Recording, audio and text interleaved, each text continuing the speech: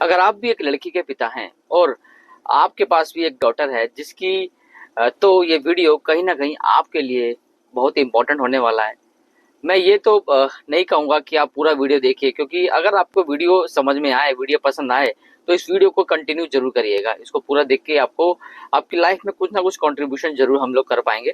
ये मेरी आपसे अश्योरिटी है। दोस्तों, मेरा नाम अरुण कुमार है, मैं एक फाइनेंशियल एडवाइजर हूँ। आज आप लोगों के बीच में मैं लेकर आया हूँ कि ऐसी कन्यादान प्लानिंग के बारे में कि अगर आप एक लड़की के पिता हैं तो ये कहीं ना कहीं प्लानिंग आपके लिए श्योर शॉर्ट हो सकती है। आप अगर आपके घर में एक बिटिया है, वो आपके घर के आंगन में खेलती है, तो कहीं ना कहीं फादर के ऊपर जिम्मेदारी होती है कि उसका कन्यादान करना, उसकी अच्छे से प्लानिंग करना, उसकी अच्छे से परवरिश करना।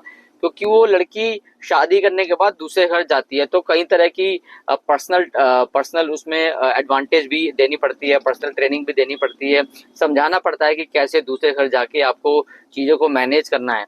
बट उससे ज़्यादा एक इम्पॉर्टेंट चीज़ मैं आपको बताना चाहूँगा, वो होती है बच्चे की आपकी कन्यादान की प्लानिंग। क्योंकि जिस द मोमेंट वो लड़की, वो बिटिया, वो बच्चा आपके हाथ में आता है तो फादर यही सोचता है कि एक दिन ये लड़की बड़ी होकर ये बिटिया अपने घर चली जाएगी और अपना घर अलग से बसाएगी।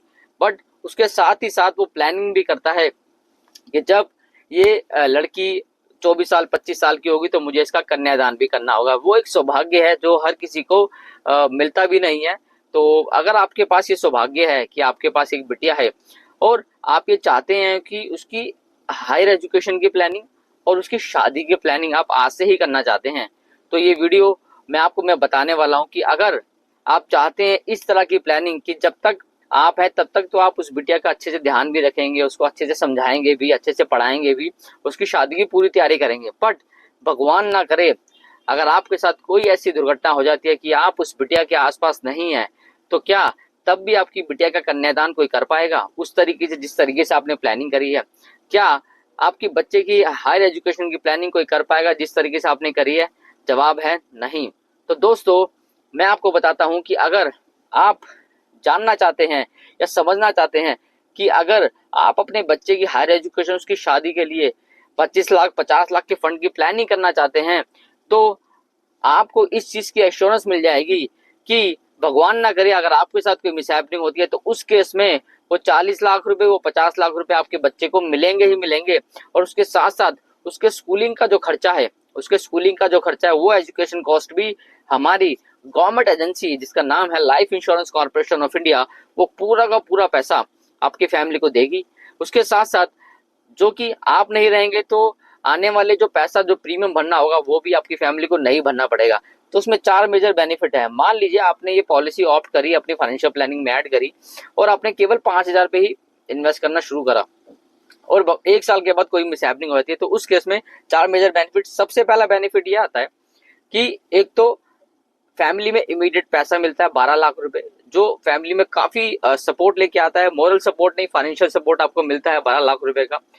दूसरा, आने वाले जितने भी पैसे आपको प्रीमियम सेव करने थे वो सारे के सारे ये government agency LIC of India माफ कर देती है, आपसे कोई पैसा नहीं लेती। तीसरा, हर साल 1,20,000 रुपए, जब तक ये पॉलिसी कंप्लीट नहीं हो जाती, आपकी बिटिया की स्कूलिंग के लिए, उसके ट्यूशन फीस के लिए 1,20,000 रुपए हर साल आपकी फैमिली को मिलता रहेगा। और चौथा, सबसे बड़ा बेनिफिट जिसके लिए आप अपनी बिटिया की प्लानिंग कर रहे हैं आज से, with the help of this plan, उसमें आपको लास्ट में 25 लाख रुपए भी मिलेंगे जो बिल्कुल टैक्स फ्री होगा। अगर आप चाहते हैं इस तरह की प्लानिंग को अपने फाइनेंशियल प्लान में ऐड करने के लिए, तो इस वीडियो के कमेंट बॉक्स में हम लोगों ने डिस्क्रिप्शन में लिंक डाला है, जिस पे क्लिक करके आप हमें बता सकते हैं कि अगर आप इस प्लानिंग के बारे में कुछ भी जानना चाहते हैं तो आप अपना नंबर छोड़ सकते हैं, हमें मैसेज कर सकते हैं। डेफिनेटली हम लोग रिवर्ट करेंगे और आपको बताएंगे कि कैसे आप भी अपनी फाइनेंशियल प्लानिंग में इस बेहतरीन प्लान को ऐड कर सकते हैं। तो दोस्तों, इसी के साथ मैं इजाजत लेता हूं और जितने भी फादर जिनकी बिटिया है, आज ही अपनी बिटिया के लिए एक अच्छा प्लान जरूर करिए। उसकी कन्यादान की जिम्मेदारी कहीं ना कहीं आपके ऊपर ही है। दोस्तों, इसी के साथ मैं इजाजत लेता हूं। नमस्कार। Thank you so much. आप लोगों का जो प्यार मुझे मिल रहा है, जिस तरीके से हम अपनी कम्युनिटी में आगे बढ़ रहे हैं, तो उसके लिए बहुत बहुत धन्यवाद दोस्तों। और आपका प्यार ऐसे ही बना रहे, उसके लिए मैं आशा करता हूँ। नमस्कार।